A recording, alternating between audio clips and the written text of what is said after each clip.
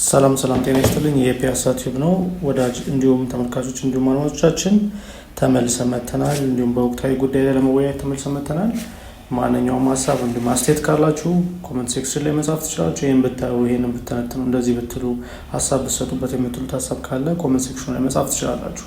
እኛም ደግሞ የምንችለውን ማብራሪያ ጥሩ የሆነ ማብራሪያዎችን ልንሰጣችሁ ዝግጁ ነን። በዛሬ ፕሮግራማችን እያየን እንዳለነው ከሆነ ሰላማዊ ትግሉ በጣም ወደ ፉል ስትራይክ ገብቷል። ብዙ ነገሮችን እያየን ነው። ከመንግስትም የሚሰጡ ምላሾች የሉም። ዝም ብሎ መግለጫ መስጠት ነው። የጤና ሚኒስትሯ ተወጣለች፣ የተለያዩ ነገሮችን ታወራለች እና ምንም እልባት የሚሰጥበት አይመስልም እና ይሄ የሰላማዊ ትግሉ የጤና ባለሙያዎቹ ጥያቄ በዚሁ መንገድ በሰላም በሆነ መንገድ መጠናቀቅ አለበት ብዬ አስባለሁ። አንተም እንደዛ እንደምታስባለሁ። ከዛ በተጨማሪ ግን አዲስ ኃይል አስተላለፍ እያየን ነው። ትናንትና የታየ አዲስ ነገር አለ። በጣም የሚጠላሉ፣ በጣም የማይዋደዱ በሞት እስከ ሞት ድረስ የሚፈላለጉ ሰዎች አንድ ላይ እስከ መገናኘት ድረስ አይተናል እና ከዛ በፊት ግን ስለ መምህራኖቹ ስለ ሐኪሞቹ አዲስ መረጃ አልሰጠንምና ትንሽ ቆይተናል እና የእሱንም እስቲ አብዴት ምን እየተፈጠረ ነው ያለው? መምህራኖቹ እየመጡ ነው፣ ገበሬዎቹ ጋር እየተካሄደ ነው ያለው፣ የማዳበሪያ ዋጋ ውድ መሆኑ ታይቷል። እሱ ጥያቄዎች እየመጡ ነው እና እሱን እኔና ቀጥለን ደግሞ የኃይል አስተላለፉ ወዴት ይወስድናል ቢሆን። እሺ፣ አመሰግናለሁ ማፍ። እኔም ሰላምታዬን አቀርባለሁ። ውድ የፒያሳ ቤተሰቦች ሰላማችሁ ይብዛ። ልክ ነው፣ በጣም ውጥረት የበዛበት ሳምንት ነው ማለት ይቻላል እና የጤና ባለሙያዎቹ እንቅስቃሴ በጣም ማንም ባልጠበቀው ሁኔታ ማንም ባልጠበቀው ሐኪም ጭምት ነው። ሐኪም ስራው ላይ ነው። ሐኪም ከልጅነቱ ጀምሮ ትምህርት ላይ ነው ተብሎ ነው የሚጠበቀው። ስለዚህ ሐኪም መብቱን አይጠይቅም ብሎ ይናቅ ነበርና ያሳዝናል በጣም። ይህንን ብሎ የሚጠብቀው ሐኪምን የሚነቀው ደግሞ አብዛኛው 10ኛ ክፍል ትምህርት ያቋረጠና የጨቋኞች አሽከር የሆነ ካድሬ ነው እንደዛ የሚለውና ሐኪሞች ግን ባልተጠበቀበት ሁኔታ ትግላቸውን በጣም አጧጥፈው ቀጥለዋል። ማንም አልጠበቅም እንደዚህ ይሆናል ብሎ የመጀመሪያውን 4 ቀን ከፊል ስትራይክ ብለው ከፊል አድማ ብለው የድንገተኛ ክፍሎችን የህፃናት ክፍሎችን እና የእናቶችን ክፍሎች ክፍት አድርገዋል። ስለዚህ እነዚህን ክፍት አድርገን እና መንግስት ለነዛ ለጠየቅናቸው 12 ጥያቄዎች ምላሽ ይሰጠናል ብለን እንጠብቃለን ብለው ክፍት አድርገው ቆይቷል። መንግስት እንኳን ክፍት ሊያደርግ ቀርቶ እሱና አሽከሮቹ የየመንደር ካድሬዎች፣ የየወረዳ፣ የየዞን፣ የየክልል ካድሬዎቹና እነዚህ ስርዓት ቢስ የሚዲያ አክቲቪስቶቹ ጭራሽ በንቀትና በእብሪት የተሞላ መልእክቶች ነበር የሚያስተላልፉት። መንግስትም እንደዛው። ስለዚህ በፕሮግራማቸው መሰረት እና ምን ማድረግ ጀመረ? በነዛ ጊዜያት ውስጥ ይባስ ብሎ ከየሆስፒታሎቹ ሰዎችን አንቆ ማፈስ ጀመረና ሐኪሞቹ እንኳን ሊረበሹ ቀርቶ 12 የነበሩ ጥያቄዎቻቸውን 13 አደረጉና በዚህ ንቅናቄ ምክንያት የታሰሩ ጓዶቻችንን ካልፈታችሁ ምንም አይነት ንግግር ራሱ ማድረግ አንፈልግም አሉ። ከሰኞ ጀምሮ ግንቦት 11 ጀምሮ ሙሉ አድማ ፉል ስትራይክ አድርገው ዛሬ ግንቦት 12 ጭምር ስትራይኩ አድማው አድማሱን እያሰፋ ሄዷል ማለት ነው። በቀን ሙሉ በሙሉ ተቋሞቻቸውን የሚዘጉ ባዶ የሚያደርጉ ሆስፒታሎች ቁጥር እየጨመረ ነው። አድማውን መቀላቀላቸውን በጽሁፍ እና በንግግር የሚገልጹ ግሩፖች፣ ቡድኖች ቁጥራቸው እየጨመረ ነው። የነሱም ሞኒ የዛን ያህል በጣም እያደገ ነው። በደንብ አይተህ ከሆነ ማንም አድርጎት አያውቅም። ሁሉም በህቡዕ ነበር መንግስትን የሚቃወመው፣ ግን ሐኪሞቹ በመልክ እየወጡ ነው መልእክቶቻቸውን የሚያስተላልፉት። ያም ብቻ አይደለም። አድማው የመጀመሪያ ቀን ጥቁር አንበሳ ሆስፒታል ያሉ ታካሚዎች እና የታካሚ ቤተሰቦች ሳይቀር ሰልፍ ወጥተው ፍትህ ለሐኪሞችን አጣን፣ መታከም አልቻለም፣ የሚሉ ሰዎች ወጡ። ማህበራዊ ሚዲያዎችን ደግሞ ያጨናነቁ የወጣት ቲክቶከሮች የሚሰሯቸው ቪዲዮዎች ራሱ በጣም አነጋጋሪ ናቸው፣ የሚገርም ናቸው። በጣም በጨዋነትና በፍጹም ዝግጁነት በተጠና ሁኔታ እንቅስቃሴ የሚያደርግ ደጋፊው ብዙ ነው እና መልእክቶቹም የሚገርሙ ናቸው። ሶፊስቲኬትድ በሆነ መንገድ ይሄዱ ነው። የመንግስት አሽከሮች ደግሞ በተቃራኒ እንደ ግመል ሽንት ወደ ኋላ ይሄዱ ነው። አሁን የጤና ሚኒስትር ተብላ የተቀመጠችው መቅደስ ዳባ የምትባለው ሴት በምሽት የቴሌቪዥን ፕሮግራም ላይ ወጥታ የተናገረችውን ንግግር ማንም ምንም ያልተማረ ሰው እንኳን አይናገረው። በጣም ጨዋነት በተሞላበት እና በበቂ ዝግጅት የተደረገ ንቅናቄ ዲፋይ ለማድረግ ለመቃረን ስትወጣ ራቁትን ነው የምትቀረው። ጌቶቿ ተደብቀዋል እኮ አልወጡም አይደል? እና እንደ ጌቶቿ ተደብቃ ብትቀር ይሻል ነበር። ይቺ ሴት ክብሯን፣ ትምህርቷን፣ ሙያዋን ነው እንድታጣ የሆነችውና እሱ ነው የሆነ መንግስት በቃ በተለመደው መንገድ ነው ሄደው አሁን አድማ ያደረጉ ተቋማትን ብሎ ማስታወቂያ የቅጥር ማስታወቂያ አውጥቶ እዛ ውስጥ የነበሩ 40 ሐኪሞች ካሉ የ40 የሥራ መደብ በማውጣት ደሞዙ ላይ መነሻ ደሞዝ ብሎ 500-600 ብር በመጨመር ስለዚህ በፍጥነት ተተካዋለዋል ማለት እዚህ ጋር የምታየው ምን አይነት በጣም ደካማ አእምሮ ያለው አገዛዝ እየገዛን እንደሆነ በቃ ሐኪምን ወዲያው ወጣ የተካ ብለህ ማስታወቂያ በማውጣት ምትተካ መስሎ እና የሆስፒታሎችን ኮታ ደግሞ ለመሙላት ከጤና ጣቢያ ያሉ ዶክተሮች በፍጥነት መታቸው እንግዲህ ያስብ። እነዛ የሥራ መደቦች ላይ የተቀመጠ የሥራ ልምድ ኳሊፊኬሽን ትምህርት እና መሰል ነገሮች ያስፈልጉታል። ዝም ብለህ መሙላት ማለት አሁን መንግስት ጭንቅላት ውስጥ ያለው ምንድነው እዚህ ቦታ ላይ የሆነ ሰው ጎሏላ ልክ እሱን የሚመስል ሰው ነጭ ጋውን አለብሽ አስቀምጣለሁ በወጣ የተካ በወጣው ሰው ተተክቷል ማለት ነው ብሎ አመጹን አንኮታኩተዋለሁ ነው። በዛ መሃል ግን ሰርጅን ከሆነ አድሞ የቀረው ሰርጅን ነው ብለህ የሆነን ሰው ማስቀመጥ ማለት በዜጋ ህይወት ላይ መፍረድ። ካርዲዮሎጂስት ከሆነ የልብ ስፔሻሊስት ከሆነ የቀረው ስለዚህ ካርዲዮሎጂስት ነው ብዬ እሱን ለመተካት በቃ ነጭ ጋውን ማለበስ ብቻ ነው ብሎ የማሰብ በጣም ጭካኔ፣ ደካማነት፣ ለህዝብ ግድ የሌለው ስርዓት እንዳለ ነው የሚያሳየው። ደግሞ ይለያል ከሆስፒታል ኤክስፒሪየንስም ይለያል። በፍጹም ይለያል። ከጤና ጣቢያዎች ትልቅ ሆስፒታል ብታስቀምጡ በፍጹም ይለያል። ትክክል ነው። እነሱ ግን ለዚህ ነው ያህል በቃ ለዜጋው ያላቸው እይታ የዚህ ነው ያህል ደካማ ነው ማለት ነው። ለዛ ነው ሰው የሐኪሞችን ንቅናቄ በጣም በትልቁም ነገር የተመለከተው ለዚህ ነው። ገባ ማለት ልዩነቱ ግልጽ ሆነ። ይሄ ነገር የሐኪምና የገዢ ብቻ አይደለም።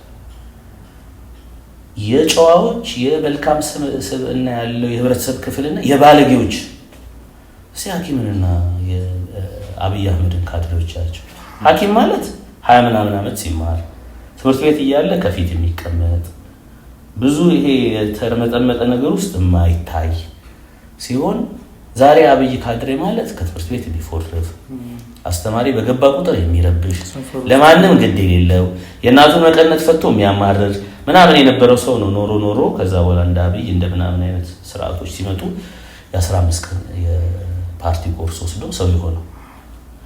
ልዩነቱ የሥነ ምግባርም ነው። ውጊያው የጨዋና የባለጌ ነው። ግድ የላቸውም። ስታያቸው ስታውን ቴሌቪዥን ላይ ወጥተው የሚናገሩ ሰዎች በቃ ግድ የላቸውም። ብዙ ሰው እንደውም ደጋግሞ የሚለውን ነገር እኔ መስማማለሁ። ሐኪም ራበኛ ለቀን እኮ በቃ ያገር ሞቷል። ለኔ ሐኪም ከራቡ ማለት ሐኪም ህንጻ ስራልኝ እኮ አላለም። ሐኪም ይሄ ብራንድ ኒው የሆነ መኪና ለንዳ ምናምን እኮ አላለም እኮ። ሐኪም ራቤ ልብላ ነው ያለ። ሐኪም አለማብላት የማይችል ሀገር እኮ ምን አይነት ሀገር? ሁለተኛ ካልጠገበ ሳያክምም እኮ ስራውን እየሰራ እኮ አይደል? እንግዲህ ስለደጋገመን ሁሉም ሰው ስለሚላቸው እንግዲህ መድገም ያስፈልግ ሁሉም ሰው ነግሯቸዋል እኮ በቃ ዛሬ የምትቀናጡበት ለማንም የማይጠቅም የማይጎዳ ለማንም ባት የማይሆን ላት የማይሆን ቀንድ የማይሆን ላት የማይሆን ፕሮጀክቶቻችሁን ዝጓቸውና ሐኪም ክፈሉን የተባለ ሌላ ምን ተባለ? ይሄ ለአብይ አሽከሮች እንደ ትልቅ እንደ ምጽአት ቀን መጥፎ ንግግር ነውና ይሄው ሄደው እንግዲህ እየሄደ ነው እየነቀነቃቸው ነው። ግን አይገባቸው ማለት እንቁራሪት አሉ ማለት ትኩሷ ውስጥ ዘለ ገባ ብትለው አይገባው ራይት። ግን ያለበትን ኩሬ እያጋልከው ብትሄድ ገብቷል እዛው ተደላሉ ቀልጦ ይሞታል። አብይና አሽከሮቹ እየቀለጠ ነው አሁን ያሉበት ኩሬ ብቻቸውን ያሉት ሌላ ሰው የለም። ምክንያቱም እነሱ ብቻ ናቸው ከተማው ላይ ጥሬም ቆርጠው የሚኖሩት የፈለገውን ብራንድ ዲው መኪና መንዳት የሚችሉት። ሲታመሙ ታይላንድ እና ዱባይ ሄደው መታከም የሚችሉት እነሱ ብቻ ናቸው። ስለዚህ ከኩሬው ውጭ ያለ ሰው ምን ይሁን የሚያውቁት ነገር የለም። ማወቅም አይፈልጉም እኮ እነዚህ ሰዎች። ከዚህ የተሻለው ነው ካሁን በኋላ እንደማይጠብቃቸው ያውቃሉ። እሱ ነው ግን እያየ ነው። መምህራን እየተንተከተከ ነው። የመምህራን ጥያቄ እየተንተከተከ ነው። ያው ሰው አደው ይቀጥል። የገበሬዎች ጥያቄ ይመጣል። የሹፌሮች ጥያቄ ይመጣል። በአጠቃላይ የሰራተኛና ማህበራዊ ኮንፌዴሬሽን ውስጥ ያሉት የተለያዩ የላባደር እና የሰራተኞች ክፍሎች ጥያቄዎች ይመጣሉ። እንደ አልፎ እኮ ከመንግስት እኮ ተቋም አልፎ እኮ ነዲኤችኤል እኮ ክፍያችን የኑሮ ውድነት የሚመጥን አይደለም ብለው እኮ መጠየቅ እኮ ጀምረዋል። ትናንት እያየሁ ነው። ቴሌ ይቀጥላል። ቴሌ ኦልሬዲ ቴሌ የሚባል ቴሌኮሙኒኬሽን የሚባል መንግስት መዋቅር ውስጥ ያለ ተቋም ጥያቄ መጠየቅ ከጀመረ እኮ ሀገሩ ቀጥ ይላል። ለምን ኤቭሪቲንግ አሁን የቴሌ በጣም የሚገርመኝ የሚያተርፈው በጣም ብዙ ነው። ይሄን ትርፍ አተርፈና ይላሉና ለሰራተኛ ግን አይከፍሉም። እንደዛ አይከፍሉም። እሱ ነገር ይገርማል። አስብ እንግዲህ ቴሌ ጆይን አደረገ ማለት አሁን ሀገር አውቶሜትድ ሆኗል። ሁሉ ነገር በአይቲ በቴሌኮም ነው የሚሰራው። ቀጥ ይልልሃል ዶንት ኬር እያለ ዶሚኖ ኢፌክት ነው። ይሄን በቀላሉ መመለስ ይቻላል። በዚህ እብሪት ተቀጥላሉ ብት የሚመጣው የህዝብ ብሶት የህዝብ ጎርፍ ምኑንም አያስቀርልም። እንዴት ነው ነገ የማይታያችሁ? እኔ እኮ ማለት አሁን ካላችሁበት ሴፍቲ ዞን ባሻገር እየመጣ ያለው ነገር ተው ያፄ ኃይለ ሥላሴም ባላባቶች ይሄንን ብለው ነበር፣ ቢነገራቸው አልሰማ ብለው ነበር። ተው የደርግ አባላትም ተው እየመጣ ያለው ነገር አይሰሙም። አይተናል በእኛ እድሜ እንኳን ኢህአዴግ እየመጣ ያለው ከወልቃይት እስከ ባሌ ድረስ ያለ ይሄ ሁሉ የወጣት ጥያቄ ከ97 ጀምሮ መጥቶ ጠርጓችሁ ነው የሚሄደው። አይሰሙም። አንቴል መጥቶ እስኪያዩትና እስኪጠርጋቸው ድረስ አይነቁም። አሁን ያላገዘ ከነዚህ ሁሉ ከሱ በፊት የነበሩ እንትኖች ራሱን የህዝብ አመጽ ስልጣን ሰጠኝ የሚል አካል አይደለም። ግን 10 ዓመት እንኳን ሳይመለው አገሪቷ ውስጥ ከዳር እስከ ዳር ባለ ተቃውሞ እየተናጠ ያለ አገዛዝ ነው። እንዴ ጆሮ ዳበረ ይስተላል። ስለዚህ የሐኪሞቹ እንቅስቃሴ ሞመንተሙን የሚስት አይመስልም። አይስትም እየጨመረ እንጂ ዓለም አቀፍ ተቀባይነቱ እየሄደ ነው። አምነስቲ ኢንተርናሽናል እየጮኸ ነው። ነገ የዓለም ጤና ድርጅት ይጮሃል። መሽመድመድ ነው። ዓለም አቀፍ ተቀባይነትም እየተሽመደመደ ነው። በሰላማዊ መንገድ የአንድ ጥይት ሳይተኮስ የሰለጠኑ ዜጎች ጨዋ ዜጎች የጠየቁትን ጥያቄ አልመለስም ብለህ ነገ የሚመጣውን ነገር ለመቀበል ተዘጋጅ። በጣም የሚገርም እይታ ነበረ። ጥሩ አድርገህ ገልጸኸዋል። የዶክተሮቹን ጥያቄ በስትክክል ካልመለሰ እንዳልከውም ቀጣይ ለሚመጡት ነገሮች መዘጋጀት አለበትና ትላንትና ያየነው አዲስ ጉዳይ ነበረን። አዲስ የኃይል አሰላለፍ ተናል።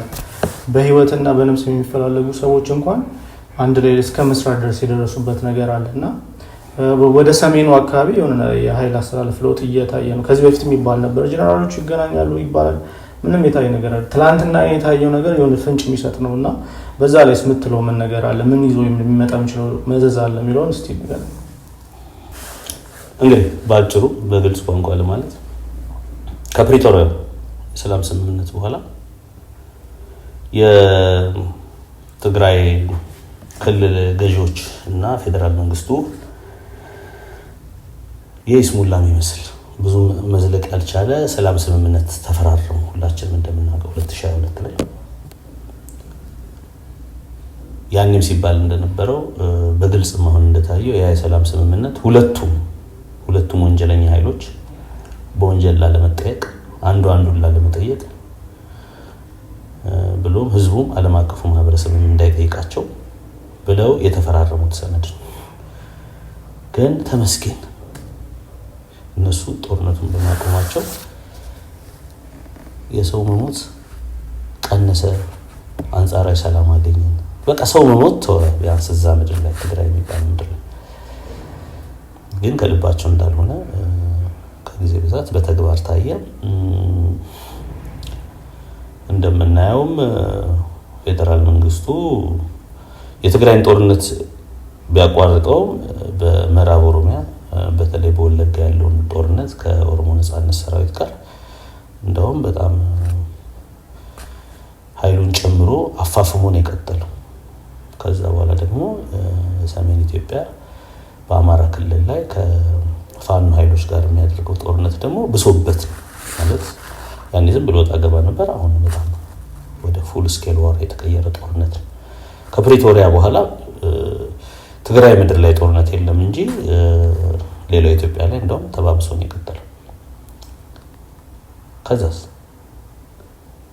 እነዚህ ኃይሎች ደክሟቸው ነው ማለት ነው። ፌደራል መንግስቱም የትግራይ ኃይሎችም ደክሟቸው እና ዓለም አቀፍ ማህበረሰቡንም ለማረሳሳት ነው እንጂ በፈረሙ በነጋታው ነበር ሲዘጋጁ የነበረው ማለት ነው።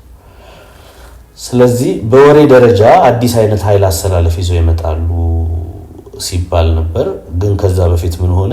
ራሱ የትግራይ ኃይሎች ለሁለት ተከፈሉና የሆነው ኃይል መጥቶ ለፌደራል መንግስቱ አደረ ማለት ነው።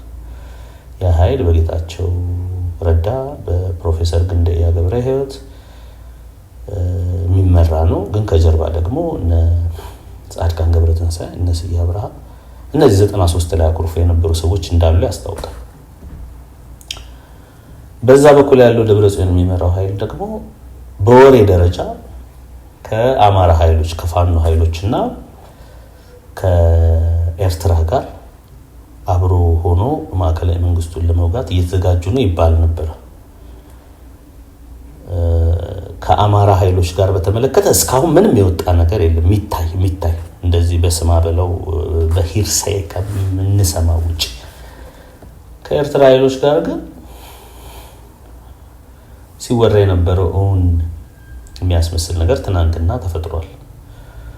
ምንድነው? ስታሊን ገብረስላሴ የሚባል አንድ ትግራይ ሚዲያ ሃውስ የሚባል የትግራይ ናሽናሊዝምን የሚያቀነቅን ከጦርነቱ ላይ ነው። ያኔ የሰሜኑ ጦርነት የትግራይ ጦርነት ጊዜ ነው በጣም ታዋቂ የሆነው እሱ ሚዲያ። ስለዚህ በጣም እሱን ነገር ፕሮፓጌት ያደርግ የነበረው ነው።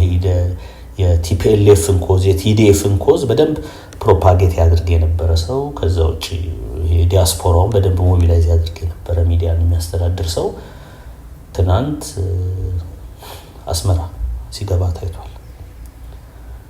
አሁን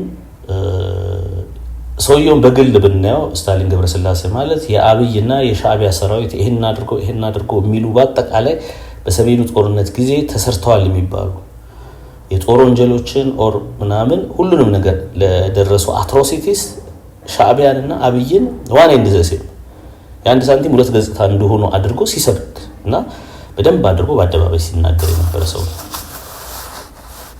ያ ሰው ነው እንግዲህ ትናንትና አስመራ ገብቶ የታየው። አሁን ይሄ ነገር የአንድ ግለሰብ ነው ምናምን ልንል ይችላል። ኖ ይህ ሰው በኋላ በትግራይ ፖለቲካ ውስጥ መከፋፈል ሲፈጠር ታማኝነቱን ለደብረጽዮን ግሩፕ ማድረጉን በግልጽ ያሳየ ሰው ነው። ስለዚህ የደብረጽዮን ግሩፕ በስማ በለው እንደዚህ በወሬ ደረጃ ጀነራሎቹ መገናኘት ጀምረዋል። በድብቅ የኤርትራ አዛዦች ትግራይ ገብተዋል የሚባለው ነገር ሁሉ በድብቅ ነው የሆነው እና በግልጽ አደረጉት ማለት በግልጽ ገቡ ማለት የደብረጽዮን ግሩፕ ኦሬዲ የፕሪቶሪያ ስምምነት ተሽሯል ማለት ነው። ስለዚህ ከዛ በኋላ የሚደረግ የትኛውም ወታደራዊ እንቅስቃሴ ጀስቲፋይድ ነው ማለት ነው። ስለዚህ እነሱ ሊያደርጉ አይችሉም። አቶ አብይ ደግሞ እዚህ ጋር ቁጭ ብሎ ማን ነው ይሄ ጀነራል ታደሰ ወረደን የጊዜያዊ አስተዳዳሪ ፕሬዝዳንት ሲያደርግ ካስፈረመው 9 ነጥቦች አንዱ ትግራይ ክልል ውስጥ የተቀመጠ የጊዜያዊ አስተዳደሩ ሆነ ያሉ የፖለቲካ ድርጅቶች ከውጭ ሀገራት ጋር ምንም አይነት ግንኙነት ማድረግ አይችሉም የሚል ኦሬዲ አስገዳጅ እንትን አለ። ከዛ ውጪ በጊዜያዊ አስተዳደሩ ስልጣን በያዘ በመጀመሪያዎቹ ቀናትም መርህ የሌለው እና ጊዜያዊ አስተዳደሩ ሆነ ፌደራል መንግስቱ የማያውቀው ግንኙነት ከውጭ ከውጭ ኃይሎች ጋር ማድረግ አይቻልም ብሎ ሁሉ መግለጫ ወጥቷል። ስለዚህ ዘ ሜሴጅ ዋዝ ክሊር። ስለዚህ እነዚህ ሰዎች ደብረጽዮንና በዙሪያ ያሉ ሰዎች አለም ገብረዋህድም በለው አማኑኤል አሰፋም በለው በተለይ እነዛ ወታደሮቹ ጀነራሎቹ የቲዲኤፍ አዛዥ የሚባሉት እነ ምግበይ እነ ወዲም በይቴ እንደ ሜኒ አዘርስ የምትላቸው ሰዎች ቀጥታ ከኤርትራ ኃይሎች ጋር ቀጥታ መገናኘት አይችሉም ማለት አትሊስት በሚታይ መልኩ እንጂ እየተገናኙ እንደሆነ ያስታውቃል። ስለዚህ ከአሜሪካን ሀገር መጥቶ ስታሊን ገብረስላሴ አስመራ ገባ ማለት በደብረጽዮን የሚመራው የትግራይ ኃይሎች ፎርማል የሆነ ግንኙነት ከአስመራ ጋር ጀምረዋል የሚል ሲግናል ነው የሚሰጠው። ስለዚህ ሰሜን ኢትዮጵያ ላይ እየተቀቀለ ያለ ነገር ከፕሪቶሪያ በፊት የነበረው ግጭት ፓርቲቱ ብቻ አይደለም፣ አርማጌዶን ቀጥሎ ሊመጣ የሚችለው ጦርነት ትግራይ ኤርትራ ፋኖ ሆኖ ፌደራል መንግስት ምናምን አይደለም፣ የማይገባ ኃይል የለም። ኢትዮጵያ በጣም ማለት ፈርነስ ነው የሚሆነው፣ በጣም ትልቅ ፈርነስ። ይሄ ማለት ከገሃነም የተጨለፈ እሳት ማለት ነው። እዚህ አካባቢ የሚፈጠር ማንንም አያስተርፍም፣ ማንንም ነው የሚለበልበውና በዚህ ውስጥ በቃ የገረመኝ ማለት ፖለቲካ ቋሚ ፍላጎት እንጂ ቋሚ ወዳጅ የለም ምናምን የሚባል ዝም ብሎ አባባል አለ። ግን እንደዚህ ነው ማለት እኔ ለማመን ከበደኝ። ስታሊን አስመራ ነው ያለው። በቃ አሁን ኢንትረስት ነው ያ ሁሉስ የተባባልከው ነገር ምን ያልተባባልከው ነገር አለ? በዚህ ውስጥ እኔ አሁን የትግራይ ኃይሎች ትግራይ ላይ ጄኖሳይድ ተፈጽመዋል። ጄኖሳይድ የፈጸሙ ኃይሎች ደግሞ የኢትዮጵያ መንግስት በአብይ የሚመራው ከዛ በኢሳያስ የሚመራው የኤርትራ መንግስት ብለህ ኢቭን ሌላ ማለት በክልል ደረጃ ያለ ህዝብና እንትን የአማራ ኃይሎች ብለው ሁሉ አስገብታል። ህዝቡ ላይ ጄኖሳይድ ተፈጽሟል። በእርግጥ ብዙ አትሮሲቲስ ተፈጽሟል ይላል እንጂ ጄኖሳይድ ተፈጽሟል እስከማለት የሚደርስ በዓለም አቀፍ ደረጃ የወጣ መግለጫ የለም። ግን በጣም ብዙ ወንጀሎች ተፈጽሟል እና በደረጃ አስቀምጧቸው ዩኤን ራሱ የሚያስቀምጣቸው ነገሮች አሉ። ግን እንደዛ ብለህ ጄኖሳይድ የትግራይ ጄኖሳይድ ስትል ከርመ አስመራ ላይ መገኘት ምን የሚሉት ትናንት ስንት ነገር ስትባባል ነበር። ጌታቸው ረዳ አሁን የአብይ ሚኒስትር ነው። ቋሚ ወዳጅ እንጂ ቋሚ ፖለቲካ ኢንተረስት እንጂ ቋሚ ወዳጅ የለ። እንዴት ነው እኔ ፕሮሰስ ማድረግ አቃተኝ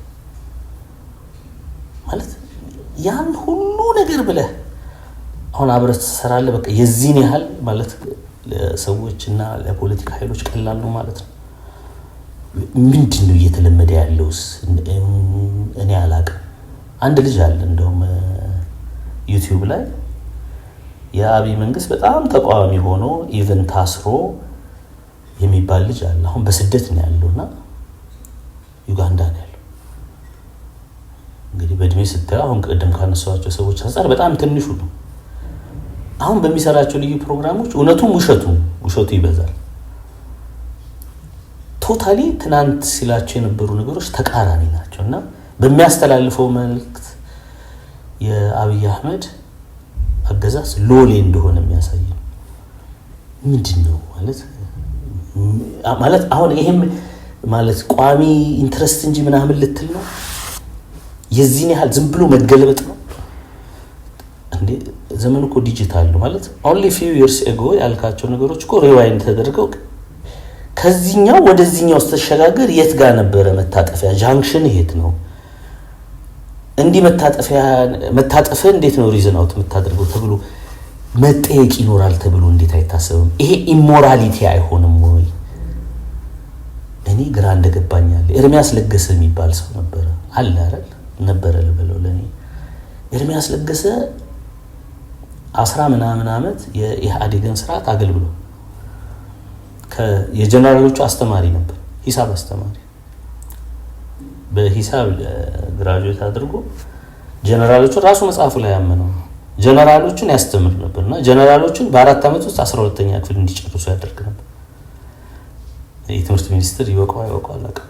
ግን ራሱ እንዳመነው አሁን ዛሬ ጀነራል የሆኑትን ሰዎች ያኔ የበታች መኮንኖች ሆነው ያስተምራቸዋል። ፈተና ራሱ ሰርቶላቸው ያሳልፋቸው እንደነበረ ግን መጽሐፉ ላይ ያምናል።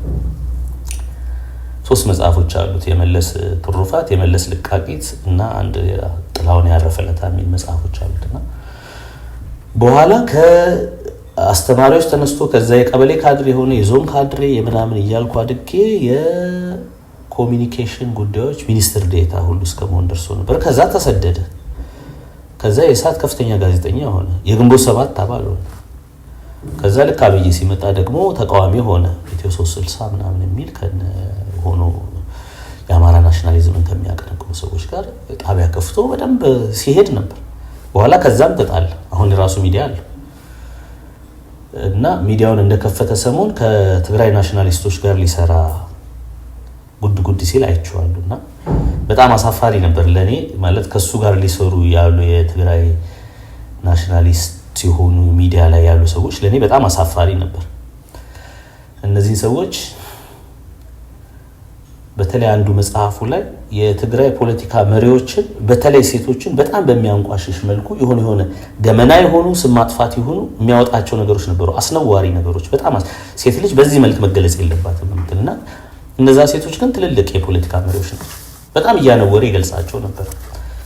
ግን ከትግራይ ናሽናሊስት ሚዲያዎች ጋር ይሰራ ነበር የሰው። አሁን ዛሬ ግልብጥ ብሎ ከሚኖርበት አሜሪካ ሆኖ የአብይ መንግስት ደጋፊ ነው። እኔ ምንድነው መርህ የለም መርሁ ይቀር እንደው ሰው ምን ይለኛል የለም ወይ? እደግመዋለሁ፣ ዲጂታል ነው ዘመኑ። ይሄው 2002 ላይ ያልከው ይሄ ነበር። 2006 ላይ የመለስ ትሩፋትን ስትጽፍ ይሄ ነበር። 2010 የመለስ ልቃቂትን ስትጽፍ ይሄ ነበር። አብይ የመጣ ሰሞን አብይን ኤግዘርት ታናሽ ወንድም ብለህ ስትሰብክ ይሄ ነበር። በኋላ አብይን ደግሞ ኢቭን ጣዖት አምላኪ ነው ብለህ 2012 2013 ኢትዮ 360 ላይ ስትሰብከው ይሄን ብለህ ነበር። አሁን ደግሞ መልሰህ አብይ የግል አዳኝ ነው ስትል በእነዚህ መዋዠቆች ውስጥ ምንድነው ጥፋቶችን እንዴት ነው ሪዝን አውት የምታደርገው የሚለው ነገር የለም ማለት ነው። እኔ ግራ ስለሚገባኝ ነውና ለኔ ፕሮሰስ ማድረግ አቃተኝ። ዞሮ ግን እንደዚህ መርህ አልባ ጨካኝ ፖለቲካ ነጋዴዎች ባሉበት ሁኔታ የመንግስት የራሱ ድርቅና ባለበት ሁኔታ ጦርነት ውስጥ ገብተው መተላለቅ ነው የሚሆነው። በጣም የሚያስፈራ ጊዜ ወደፊት ይመጣል። ግን ልቦና ቢኖራቸው አብይና አሽከሮቹ ዛሬ ዶክተሮቹ ዛሬ መምህራኑ እየጠየቁ ያለው ነገር በስነ ስርዓት ተቀብለ መመለስ ብትችል ህዝብ የመብቱ ባለቤት ይሆናል። የጥያቄው ባለቤት ይሆናል። ደም አይፈስም፣ ቂም አያያዝም። ሐኪም ተብሎ ሲነሳ ሐኪም ኦል ኦቨር ኢትዮጵያ ያለው ሐኪም እንደ አንድ ነው። ትግሬውም፣ አማራውም፣ ኦሮሞውም ፖለቲከኞቹ በነፍስና ፍፍ ያላልጉታል። የነዚህ 3 ብሔሮች ፖለቲከኞች የተማሩ ባለሙያዎቻቸው ግን ጥያቄዎቻቸው አንድ አይነት ናቸው። እንቅስቃሴዎቻቸው አንድ አይነት፣ ጨዋነታቸው ራሱ እንዲህ ብሎ በተለያዩ የሥራ ዘርፎች በተለያዩ ሙያዎች ውስጥ ያሉ ሰዎች የሚጠይቁ ጥያቄ ለራስህም ሰላማዊ ነው፣ ጥይት አይተኩሱብህም፣ ለሀገርም ይጠቅማል። ግን እሱን አልሰማ ብለህ ጨዋታው ከነ ደብረጽዮንና ከነ ስታሊን ጋር ከነ ዘመነ ጋር ሲሆን ከነ ጓድ መሮ ጋር ሲሆን ዳፋው በጣም ነው የሚያስፈራው። የሲኦል ጭላፊ እቶን ነው እዚህ ሀገር ላይ የሚለቀቀው እና ማናችንም ሴፎንን መትረፍ አንችልም። ያ እንዳይመጣ ግን ሰላማዊ መንገዱ ላይ በጣም ተግቶ መስራት ነው የሚያዋጣው ለማለት ብዬ ነው። ታንክ ዩ። አሪፍ ውይይት እንደነበረ ተስፋ እናደርጋለን። አድማጭ እንዲሁም ተመልካቾቻችን እንደወደዳችሁ ተስፋ እናደርጋለን። አስተያየት ሀሳብ ካላችሁ ኮሜንት ሴክሽኑ ላይ አስቀምጡልን። እንዲሁም በተጨማሪ ደግሞ ለሌላ ቤተሰብ እንዲደርስ ለወዳጅ ዘመዶቻችሁ ሼር እንድታደርጉ ቤተሰብ እንድትሆኑ እንጋብዛለን። በሌላ ፕሮግራም እስከምንገናኝ መልካም ጊዜ። አሪፍ ጊዜ ነበር፣ አሪፍ ቆይታ ነበረን። ጥሩ ጊዜ እንደነበረ አድማጭ ተመልካቾቻችን ተስፋ እናደርጋለን። በሌላ ፕሮግራም እስከምንገናኝ መልካም ጊዜ።